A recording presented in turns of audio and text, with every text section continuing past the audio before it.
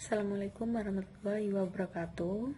Kali ini saya akan mempresentasikan materi tentang aplikasi komputer bidang pendidikan. Sebelumnya, perkenalkan nama saya Sania Duyanti, NIM 1955201169. Pertama-tama saya akan menjelaskan pengertian aplikasi komputer bidang pendidikan, yaitu program komputer yang ditulis dalam suatu bahasa pemrograman dan dipergunakan untuk menyelesaikan masalah tertentu yang digunakan pada sektor pendidikan. Ada dua macam jenis aplikasi komputer, yaitu aplikasi komputer ini dibagi menjadi 4 macam, yaitu CBE atau Computer Based Education, 2. CAT Computer Assisted Testing, 3. CAG Computer Assisted Guidance, dan keempat Computer Managed Instruction atau CMI.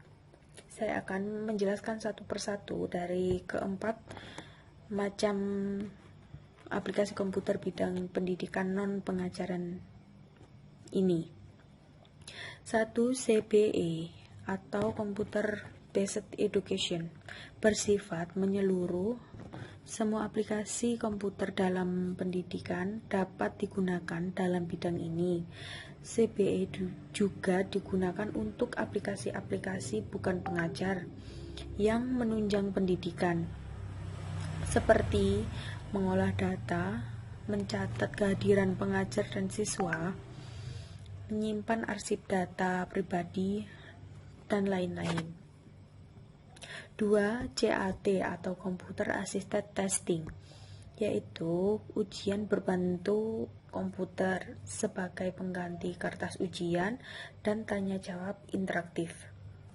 Dan ketiga, CAG Computer Assisted Guidance, yaitu komputer digunakan sebagai sarana untuk mencari informasi yang diperlukan untuk memberikan pengarahan kepada pemakai. Informasi yang diperoleh tidak meningkatkan keahlian secara langsung, tetapi dapat membantu pemakai dalam mengambil keputusan tertentu. Dan yang terakhir, CMI atau Computer Managed Instruction. Komputer digunakan untuk merencanakan kuliah dan dapat digunakan untuk memantau prestasi siswa dan membuat laporan secara teratur.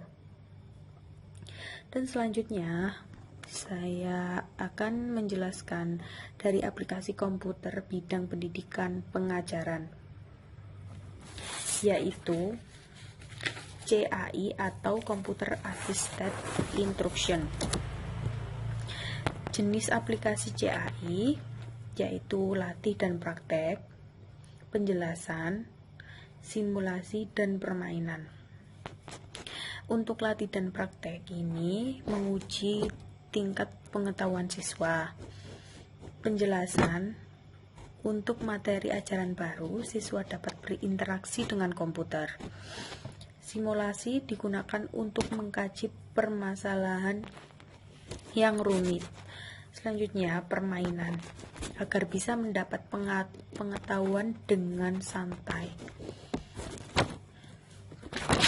Dan selanjutnya, perkembangan teknologi komputer dalam pendidikan. Teknologi pendidikan semakin berkembang dengan ditemukan metode-metode pembelajaran yang baru, dan pemanfaatan media berbasis komputer digunakan sebagai sarana pendukung pendidikan. Hal ini dijelaskan oleh Arsyad bahwa perkembangan ilmu pengetahuan mendorong upaya-upaya pembaharuan dalam pemanfaatan hasil-hasil teknologi dalam proses belajar. Peran komputer dalam pendidikan. Dalam dunia teknologi pendidikan terus mengalami perkembangan seiring perkembangan zaman. Pada dunia pendidikan termasuk Indonesia, komputer sudah diperkenalkan dan digunakan pada sekolah-sekolah yang dari pendidikan dasar sampai tingkat perguruan tinggi. Bahkan untuk pendidikan di kota-kota besar, komputer sudah dikenalkan sejak anak-anak masuk taman kanak-kanak atau playgroup untuk bermain atau games. Selain digunakan sebagai alat bantu untuk pembelajaran yang interaktif, juga bersifat audiovisual untuk memudahkan proses itu sendiri. Peran komputer dalam pendidikan menurut pendapat Robert Taylor, peranan komputer dan pendidikan dibagi menjadi 3, yaitu tutor, tool, dan tut. Saya akan menjelaskan dari ketiga bagian ini, yaitu 1. Tutor. Komputer berperan sebagai pengajar melalui pendekatan pengajar berbentukan komputer. Penggunaan komputer sebagai alat pembelajaran dikenali sebagai CBE atau Computer Based Education. Yang kedua, tools.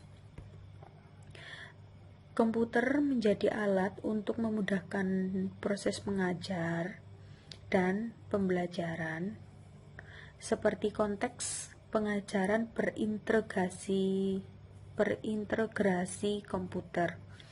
Komputer juga digunakan untuk melakukan pengolahan data proses pembelajaran, seperti pengolahan data siswa, penjadwalan, beasiswa, dan sebagainya. Dan yang ketiga, yaitu tut.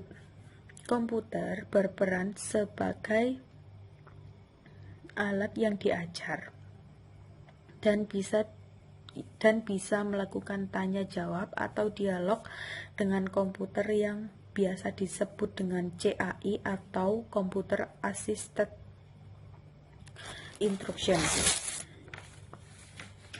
Dan selanjutnya, contoh nyata peranan komputer dalam bidang pendidikan, yaitu e-learning. Mempermudah bagi pegawai administrasi sekolah untuk membuat kurikulum pembelajaran, membuat daftar nilai siswa, membuat daftar nama siswa, dan perencanaan pembelajaran bagi guru-guru di sekolah. Komputer, telepon, internet, mesin fotokopi, dan segala perangkat dari sebuah teknologi komunikasi itu sendiri mampu membantu pekerjaan tata usaha dan bagian-bagian lainnya. Adanya digital library di perpustakaan instansi pendidikan, orang dapat mengakses buku atau literatur dengan cepat. Lalu, dampak positif. 1. Aplikasi komputer memudahkan tenaga pendidik mempercepat proses administrasi sekolah, misalnya membuat jadwal pelajaran, kurikulum, daftar nilai, dan lain-lain. Setelah ada komputer, internet, siswa dapat menggali lebih banyak guru, dan buku pembelajaran bukan lagi satu-satunya sumber pengetahuan. Siswa akan lebih mudah mengerjakan tugas-tugas sekolah dan mempermudah pelaksanaan ujian dari menggunakan kertas kini menjadi ujian nasional berbasis komputer atau disebut dengan UNBK. Selain dampak positif, ada juga dampak negatifnya, yaitu penyalahgunaan pengetahuan bagi orang-orang tertentu untuk melakukan tindak kriminal, yaitu contohnya orang pintar akan berusaha menerobos sistem perbankan dan lain-lain. Kerahasiaan alat tes, intelijensi, psikologi, dan sebagainya semakin terancam. Yang menggunakan akan mudah sekali bocor, diretas melalui internet. Seseorang terutama anak-anak yang terbiasa menggunakan komputer, cenderung akan menjadi malas karena mereka akan lebih tertarik untuk bermain komputer daripada mengerjakan tugas atau belajar. Dan selanjutnya kesimpulan. Aplikasi komputer sangat penting terutama dalam dunia pendidikan guna mempermudah guru dan siswa dalam proses belajar mengajar. Banyak sekali manfaat yang didapat dengan adanya aplikasi komputer, seperti wawasan yang sangat luas, informasi yang tak terhitung jumlahnya, dan lain-lain. Adapun dampak positif negatifnya tergantung dengan cara kita menggunakannya. Sekian dan terima kasih. Mohon maaf apabila masih banyak kesalahan. Sekian dari penjelasan saya, mohon dimaklumi. Wassalamualaikum warahmatullahi wabarakatuh.